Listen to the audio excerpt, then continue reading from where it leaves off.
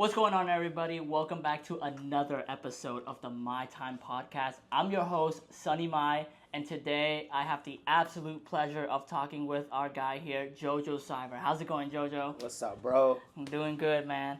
I actually just realized this morning, but this episode here is the 10th episode, bro. 10-10. It's the 10th anniversary, man. 10th anniversary. 10th anniversary. We're already 10 episodes deep in. Super thankful for everyone that has come on so far, and we're just going to keep cranking these out. But today I just want to talk to you a little bit more about sales, right? You're really, really good at sales, just naturally it seems like. So we're going to get into the nitty-gritty of it. But first of all, who is Jojo Siber? What did you do before real estate?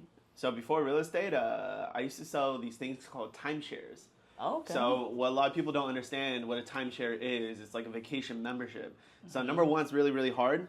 Number two, it's an intangible object. So when I sell you it, you don't walk out with anything. You walk out with a piece of paper. That's true. So like, it's not like you sell a house, you get keys and a house.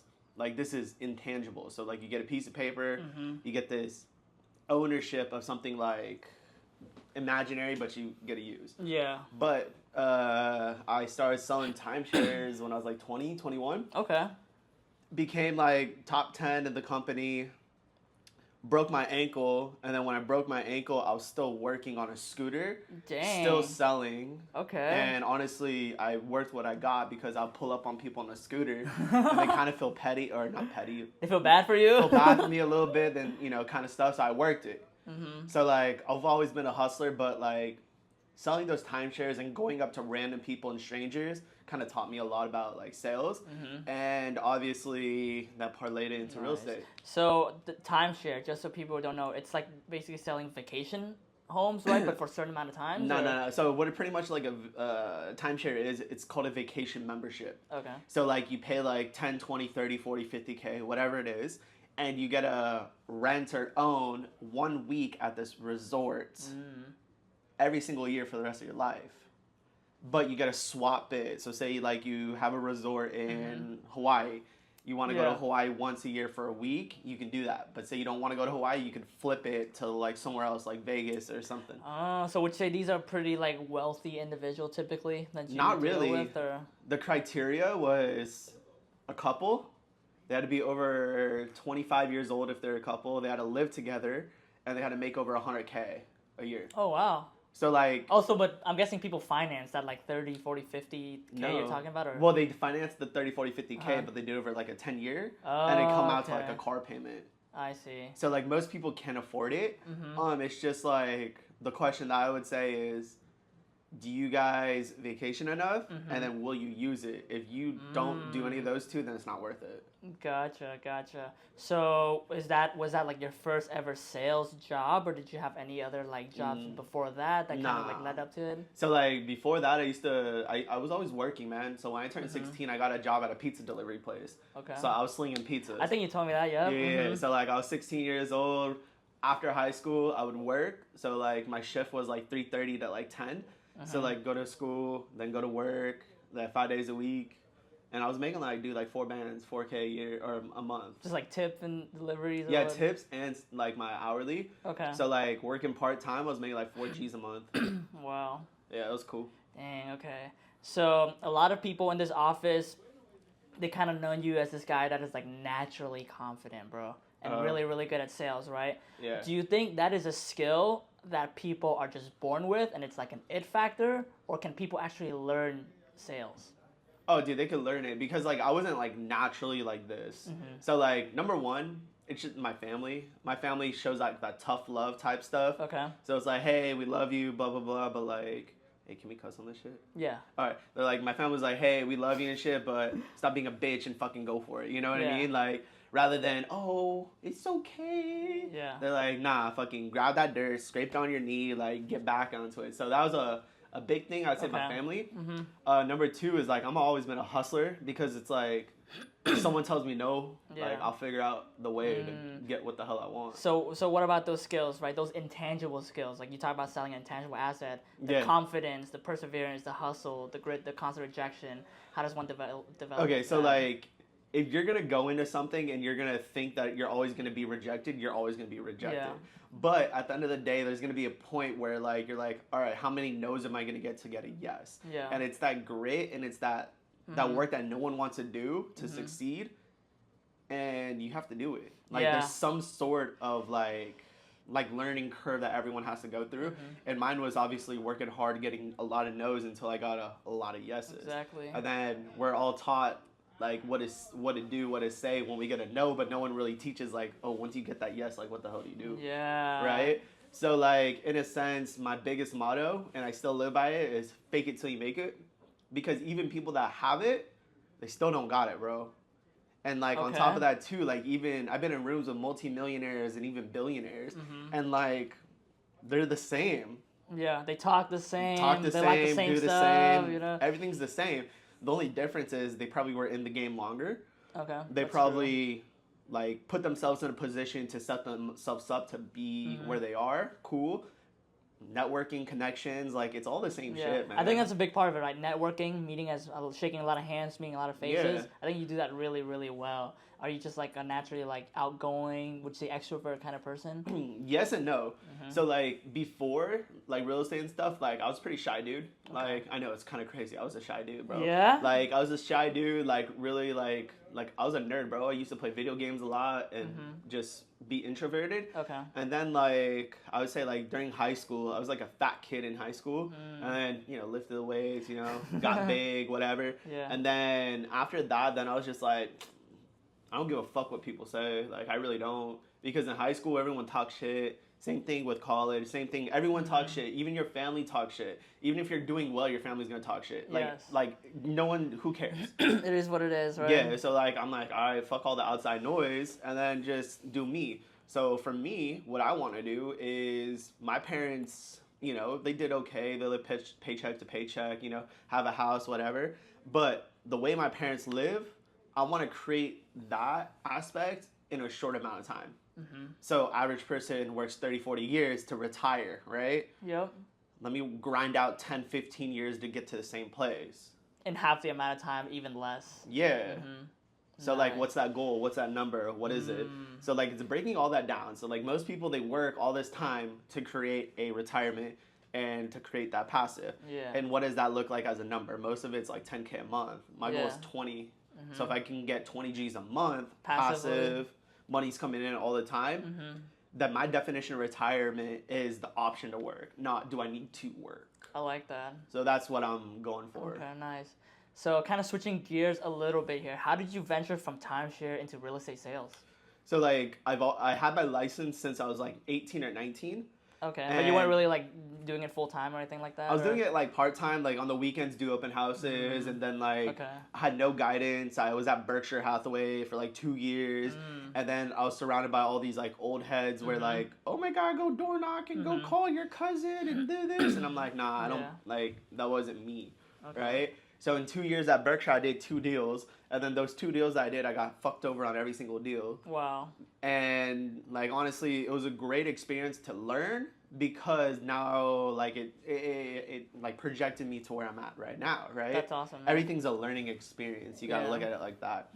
Even though everyone wants to sell a house to get the commission, to make the money, to live the lifestyle, it's like everyone has their own journey, and what is it gonna be? What's your story, right? So like everyone has to go through some struggle before they can like. That's true. And speaking of story, I want to tell the story of how I first met you and how I got introduced to this whole world. Because I did not know about the world of team real estate until I met you. So the story was, I got my license, I was still in college, doing it part-time, yada, yada, right? Yeah. Kind of like took the leap of faith and just posted on social media on my own. Yeah. And from there, I met a guy named Cristianos in my DMs. Yeah. Right? Yeah. From there, shout out to Chris. He invited me to his real estate office at the time for a monthly office meeting. Yep. Then right there, that's where I met you and Hung. Yep. And I was like, man, like this is a kind of a crazy team environment. Like these adults are like full on like kind of wild. You know? These guys like welcome to sales. They throw down, bro. Like the things you see in the movies, maybe, right? Maybe it's true. Maybe. But anyways, I met up with you, exchanged contact information, basically said, okay, I'm going to join this team after I got out of school, do it full time. Yeah. Lo and behold, was scrolling through social media one day, saw that you joined, Power Real Estate Group. So I was like, okay, I want to learn more about this.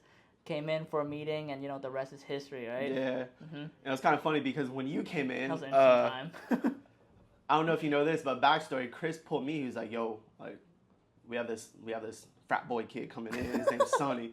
Like, you need to go say what's up to him." I was like, "All right, I'll say what's up." And then I told Chris, I was like, "I'm gonna bag his ass, like, And then I dabbed you up, showed you around, kind of what's up. But like I was pushing hard on that, and obviously I didn't know like the whole aspect of like attraction and recruiting and stuff like that. But like I was pretty good at my craft and what we got, so I was like, I could probably get him. Yeah. And if you've watched my other episodes before, I like to give out first impressions of when I first met you. So I first met you at that real estate office, right? Yeah. Right off the bat, I was like, dude, this guy had to be like in a frat too. Like he's super outgoing. Like he's friendly with everyone, dabbing them up, Yeah. And then I met you again at the brewery down the street. We chopped it up, had some more beers, talked more about business, and I was like, man, like he really knows his shit. Like he's just not talking. Like he actually knows his shit. Well, that's the thing. I don't think a lot of people know that about you, bro. They think you just talk, but you actually know your shit. Well, that's the thing. It's like you got to talk the talk and walk the walk, right? So, regardless of what industry you're in, you can talk all the shit you want, but can you back it up? Exactly. But that's cool, man. Yeah. So, how's your experience been at Power so far, working with Jeff and Jose? Oh, dude, I love Jeff and Jose and Power. Like, I can't go to any other place. Like, I interviewed at other places, seen other office environments, and like the only thing that like I compare is it the same as us, or is it different or better or worse? And I've checked. Yeah. Even to this day, there's nothing that compares. That's true. So number one is the environment. Do people want to come to the office and work, right? Number two is, all right, what can I get out of them? It has to be a win-win. So when you're an agent, you can work at any brokerage you want, but the question you got to ask yourself is, hey, is this going to be a win-win? Hey, am I going to get paid X amount, or am I going to feel good, get training or whatever? And then versus the splits or, all the other stuff that an office provides. But the reason why, like, I picked Jeff and Jose was I've been friends with Jeff for a long time. Okay. And before he even was at Power, I knew if I sat with Jeff, I was going to sign. I just knew. So what I did was I interviewed at 18 brokerages before I sat with Jeff. Damn. Just because I had to make sure that like I knew what I was gonna get was the best. So then I joined, Power, sat down, signed up. I'd never met Jose at this point. Never met Jose. And then I met Jose, and then Jose obviously knew about me, but I never knew about him. Yeah. And then I figured out that he was the one that trained the people that trained me. And I was like, oh, this is full circle. I'm home. Damn, okay. So Jose trained Andrew, Chris, Yeah. And then all of those three trained me, and I'm like, I fucking sound like Jose, and I just walked into the office, bro. Like, yeah, it sounds like it's like a big network of like this like kind of group of people you guys know throughout the years, right? But even though people are like at different places throughout the year, you guys still like keep in contact, still fuck with each other. Oh, 100%. All that kind of stuff. But like it goes with real estate because real estate's a small industry. It is, bro. You run into the same people, right? So like when you're brand new and you just hit it out the park doing 20 plus, like you make noise. And then when you make noise, people already know about you. And then I'm like, I never met you, but you know me, like, like whatever, right? But like that's how the word spreads. And yeah, man, like I never knew about Jose until I actually met him. That's and then really cool. The coolest thing was, like I know I'm young, dumb, and stupid, but I have dope ass ideas, and Jeff and Jose listen and they implement. Yeah. My mailers, role play, scripts, like whatever the situation is, like. You're an action taker, bro. Action takers are money maker, bro. Hell yeah. Dude, you gotta grab the bag or it's gonna be stolen from you. Like that's it. I really like at Power here that you can kind of do a lot of different things with real estate, right? I kind of saw that with you. You came in as an agent, a team lead eventually, right? Yeah. Back to an agent, doing flips, all this kind of other stuff. Yeah. I really like that we have the freedom of movement to do that. But then it goes again, right? The ones who show up gets the opportunity, right? 100%. So I think that's if a new person's watching, that's probably my biggest tip for them. You just gotta show up, bro, and everything else will take care of itself. Well, people don't have the work ethic, what it takes to be successful in this business. People come in, they're super excited, they chill for a month, and they're like, I haven't done anything in a month, and then they bounce. And that's like, well, shit, it took me 4 months. Like, We'll talk about that experience as a team lead for a little bit, man. Like, you see a lot of new people coming in. What do you think, like, they tend to struggle with? You know, what do they kind of have their expectations wrong, or what do you have to say about that? So when most people come in brand new, they're super excited to get started, but they don't know what the hell to do. Okay? So when someone comes in, gets a brand new license, all right, cool, they're excited. I just passed the test, I got my real estate license. But now you got to learn sales. You got to learn like sales skills, how to talk to people, how to read the room, how to read body language, how to, in a sense, deliver bad news. Everything's upon the delivery, upon the weather, right? So, like, you can make a shitty situation go good is how you pitch it, right? Exactly. And a lot of people don't know that coming on. And then on top of that, too, a lot of people have a deal pretty much, like, laid up in front of them in a golden platter with a bow and everything. They just don't know how to take care of it. And, you know, like, you got to be at the right place, right time when that opportunity presents yourself to secure it. And a lot of people fumble. Okay. Because they just don't know, you know? Exactly. They don't know what they don't know. Exactly. And it's frustrating. It's hard. You're going to have a lot of downs in real estate and a lot of ups as well. But most people, like, when they come in and they just go, like, they open an escrow in 30 days and then another escrow and then, like, whatever. Then they go dry. Then they bounce. Okay. Because what they don't have is that grit. Yeah. I think, like, people have to be, like, kind of what Ruben said in the past. He was an earlier guest, too. Like, people, they got to buy in, bro. They got to buy into, like, the culture environment, the team environment, the process, I think, you know? Instead of, like, what you said, right? They do a deal here, and then they just bounce to the next brokerage. No, 100%. So, like, I follow this motto is everybody wants to make 100K. Yep. But not everybody wants to do the work to make 100K.